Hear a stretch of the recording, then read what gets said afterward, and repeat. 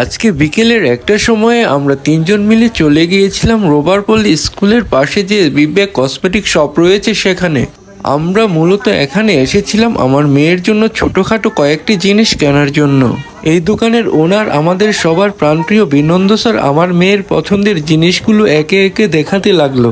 এই দোকানের কসমেটিক্সের যাবতীয় সকল পণ্যই সুলভ মূল্যে পাওয়া যায়। দেখুন না কতটা পরিষ্কার পরিচ্ছন্ন, সুশৃঙ্খল আর সুন্দরভাবে সাজিয়ে গুছিয়ে রাখা হয়েছে সেই সকল পণ্যগুলো। এই যে দেখুন, আমার মেয়ে মাথায় পরার জন্য তার পছন্দের একটি ব্যান্ড খুঁজে পেয়েছে।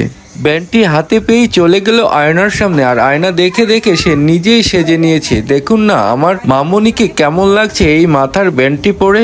একে একে তার পছন্দের জিনিসগুলো কিনে নিল এবং আমাকে দেখাতে লাগলো। এটার নাম কি? আইশ্যাডো। আইশ্যাডো। আর এটা কাজল।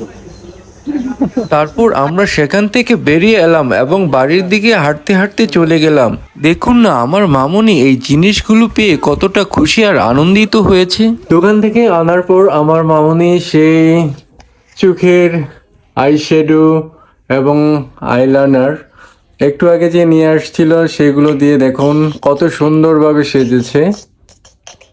আমার মামনিটাকে অনেক সুন্দর লাগতেছে, পরি লাগতেছে, যেন আকাশ থেকে এইমাত্র এই পরিটি নেমে এসেছে।